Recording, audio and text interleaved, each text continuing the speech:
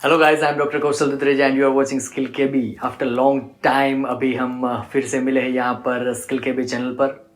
सबसे पहले आप सभी का बहुत दिल से शुक्रिया जिन्होंने इस चैनल को सब्सक्राइब किया और काफ़ी अरसे से मतलब हमारे साथ है। बहुत ही खुश हूँ मैं वापस यहाँ पर आपके साथ बात करके, और आज कुछ नया ट्राई किया है। अगर आप लोगों को पसंद आए तो please do like, share and subscribe to this channel and this video. Thank you so much guys.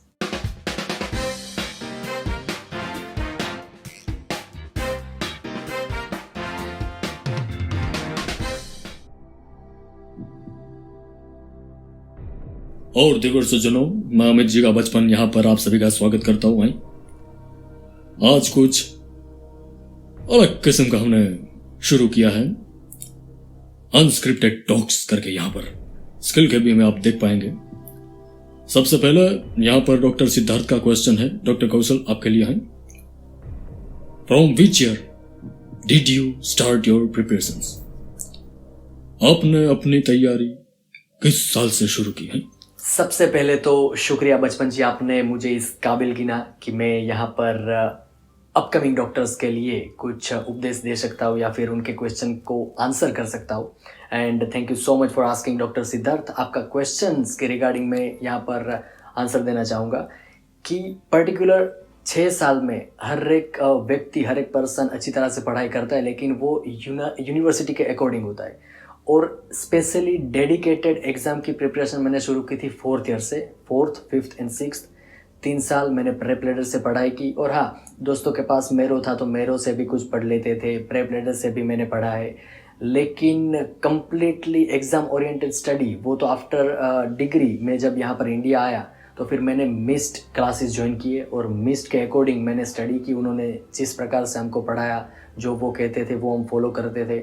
और मैंने इस तरह से प्रेप लीडर से भी पढ़ा है, मेरो से भी थोड़ा पढ़ा है एंड यूट्यूब से भी पढ़ा है। और मेनली एग्ज़ाम ओरिएंटेड स्टडी मैंने मिस्ड क्लासेस से की है। Thank you. अच्छा जवाब दिया आपने कौशल जी। और अभी दूसरा क्वेश्चन यहाँ पर भेजा है डॉक्टर निसर्ग ने। वो आपसे पूछना चाहते हैं कि how you revised all 19 subjects before the exam? आपने परीक्षा से पहले उन सभी 19 विषयों को किस तरह से रिवाइज किया था, वो बताइए Kaushal ji. Thank you so much doctor Nisarg for asking me the question. And मैं आपको बताना चाहूँगा, जैसे कि पहले मैंने बताया कि मिस्ड के क्लास मैंने ज्वाइन किए तो कंप्लीट उनका स्केड्यूल मैंने फॉलो किया।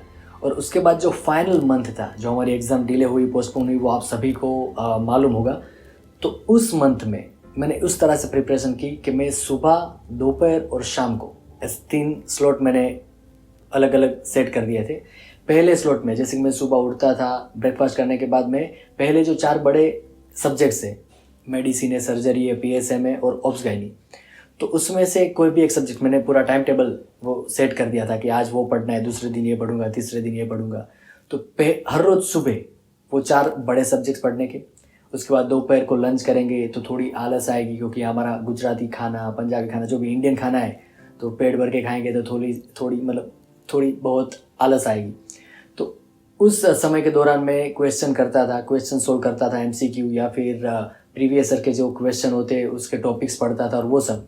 लेकिन जब मुझे ऐसी थोड़ी एनर्जी फील होती थी, उसके बाद मैं एनाटॉमी है, फिजियोलॉजी, बायोकेमिस्ट्री ऐसे इंटरमीडिएट सब्जेक्ट में पढ़ता था, जो बहुत ही इंपॉर्टेंट है एग्ज़ाम पास करने के लिए। ऐसे नहीं कि वो 4 सब्जेक्ट इंपॉर्टेंट है, ये सब सब्जेक्ट भी इंपॉर्टेंट है। और उसके बाद शाम को एनर्जी थोड़ी लेस फील होती है, सुबह जितनी एनर्जी होती नहीं है। तो फिर शाम को मैं जो 4 सब्जेक्ट, डर्मेटोलॉजी है, रेडियोलॉजी है, फिर वो ऑर्थोपेडिक है, साइकियाट्री है, तो वो मैं रिवाइज करता था। छोटे छोटे सब्जेक्ट्स है लेकिन बहुत इंपॉर्टेंट है। वो उसके 4 क्वेश्चन आए, 5 क्वेश्चन आए, 6 क्वेश्चन, लेकिन वो आपको पास करने में, एग्ज़ाम क्रैक करने में बहुत ही उपयोगी साबित होंगे। तो हर एक सब्जेक्ट इस तरह से मैं रिवाइज करता था। और फाइनल अप्रोच वही होना चाहिए, जो तुमको नहीं आता वो छोड़ दो, जो नहीं आता उसके पीछे थोड़ा सा भी टाइम वेस्ट मत करो, जो आता है उसको और स्ट्रॉन्ग बनाओ, जो आपकी स्ट्रेंथ है उसको और स्ट्रॉन्ग बनाओ, वही आपको एग्जाम में काम आएगा। तो इस तरह से मैंने फाइनल मंथ अप्रोच मेरा ये था। और इसी तरह से स्केड्यूल बनाओ और फॉलो करो, वही मेरी सलाह है। Thank you. बहुत ही अच्छी तरह से आपने आंसर दिया कौशल जी। अभी अगला सवाल यहाँ पर डॉक्टर यस आपको पूछना चाहता है कि how you used to do preparations in India and mistakes to avoid. आप भारत में कैसे तैयारी करते थे और किस टाइप की गलतियों से बच्चों को बचना चाहिए? गुड क्वेश्चन डॉक्टर यश, आपने बहुत ही अच्छा क्वेश्चन पूछा है। तो इंडिया में आने के बाद मेरी प्रिपरेशन मिस्ट के क्लास के साथ जुड़ी हुई थी और डे रूटीन कुछ इस टाइप का था कि भाई सुबह उठते ही क्लास शुरू हो जाते हैं 8 बजे, 8:30 बजे, 9 बजे तक क्लास शुरू होते हैं। फिर दोपहर को लंच और लंच के बाद जो क्लास होते हैं वो शाम तक चलते हैं। तो पूरा दिन यहाँ पर उसमें चला जाता था और साथ साथ में रिवाइज भी हम करते थे। जो पूरे दिन में पढ़ा है वो रात को रिवाइज करते थे। उसके एमसीक्यू, अगर बहुत ज़्यादा थकान नहीं है तो एमसीक्यू भी सोल्व करते थे। लेकिन बॉडी की नीड के हिसाब से मैं चल रहा था। ऐसा नहीं कि बहुत ही ज़्यादा स्ट्रेस देने का, पढ़ने का ही है, अगर नहीं पढ़ेगा तो कल कुछ होगा नहीं, ऐसा एकदम रिलीफ होकर मैं पढ़ाई करता था। जो क्लास में पढ़ाया वो पढ़ना, उसके बाद नोट्स रिवाइज करने की। और हाँ, जब टेस्ट थी, सब्जेक्ट्स वाइज टेस्ट हो या फिर मॉक टेस्ट हो, तो वो सभी की सभी टेस्ट मैंने अटेम्प्ट किए, चाहे उसके बारे में पढ़ा हो या फिर ना पढ़ा हो। टेस्ट तो मैं देता ही था। वो बहुत ही बेनिफिशियल रहे मेरी इस पूरी जर्नी में थ्रू आउट। तो मैं आपको भी बताना चाहूँगा कि मॉक टेस्ट दीजिए, चाहे किसी भी इंस्टीट्यूट के साथ आप जुड़े हुए हो। Mock test, subject wise test, सभी की सभी टेस्ट और एमसीक्यू सोल्व कीजिए। कहीं पे भी आपको टेलीग्राम पे मिले, यूट्यूब पे मिले, प्रीवियस ईयर के वीडियोस आप देखें। एमसीक्यू सोल्व करना बहुत ही यूज़फुल होगा आपके लिए, तैयारी के लिए। तो इस तरह से मैं यहाँ पर इंडिया में प्रिपरेशन करता था। और मिस्टेक्स क्या है? सबसे बड़ी मिस्टेक दिक्कत होती है इंस्टाग्राम। अगर आपको फ्रेश होना है, इंस्टाग्राम शुरू किया, रील देखना, एक गई दूसरी गई, 5 मिनट, 15 मिनट, 25 मिनट, आधा एक घंटा पूरा चला जाता है, वेस्ट हो गया। तो वो उस टाइम को आपको पता नहीं चलेगा उस टाइम में कि इतना टाइम वेस्ट हो गया, लेकिन उसके बाद गिल्ट महसूस होगा, अरे क्यों इतना टाइम। इसलिए मैं सोशल मीडिया पर्सन होने के बावजूद मैंने इंस्टा बंद कर दिया था, मैं यूट्यूब पे वीडियो डालना बंद कर दिया था। पूरी तरह से प्रायोरिटी आपको पता होनी चाहिए कि अभी इस टाइम पे मेरी प्रायोरिटी क्या है। अगर पढ़ाई पे पूरी की पूरी तरह से फोकस नहीं हो गई तो आपकी एग्ज़ाम क्लियर नहीं होगी। और हाँ, पूरी मन से मक्कम होना चाहिए। कोई भी चीज़ आपको छोड़नी ही पड़ेगी। मूवी का शौक है तो छोड़ना पड़ेगा। अभी गर्लफ्रेंड बॉयफ्रेंड के साथ बात करना तो वो छोड़ना पड़ेगा। वो और बात करो तो भी डिस्कशन करो, क्या खाया, क्या पिया, सोया नहीं सोया, वो सब नहीं। एक ही फोकस होना चाहिए, एग्ज़ाम एग्ज़ाम एग्ज़ाम। और जितनी डेडिकेटेड प्रिपरेशन आपकी होगी उतनी ही अच्छी तरह से आपको सक्सेस मिलेगी। और जब सक्सेस मिलेगी तब आपको पता चलेगा कि ये जो चीज़ मैंने सेक्रीफाइस की है उसका मूल्य अब पता चलेगा। तो प्लीज़ इस तरह से ध्यान रखिएगा।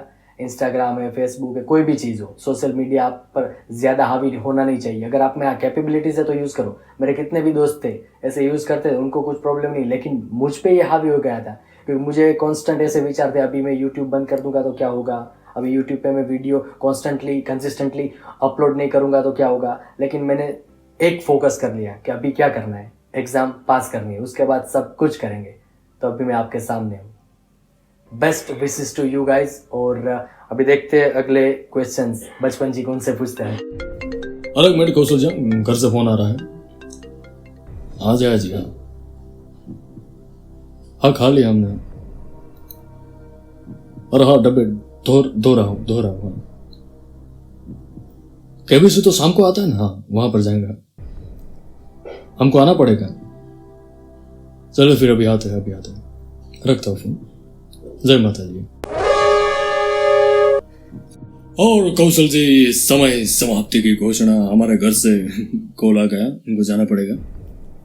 लेकिन आपसे बात करके बहुत ही अच्छी वार्तालाप हुई आपके साथ। और जो थोड़ा बहुत प्रश्न बचे हैं वो अगले एपिसोड में हम बात करेंगे। चलिए फिर, धन्यवाद आप सभी का।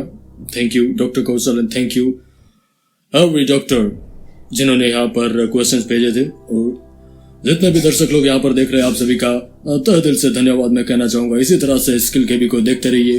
और अगर आपको पसंद आए तो प्लीज लाइक कीजिए, शेयर कीजिए और सब्सक्राइब कीजिए। देखिए, बहुत ही अच्छी तरह से ये लड़का पढ़ रहा है। बेटे मुन्ना, मत बिल्कुल इस तरह से पढ़े होने चाहिए।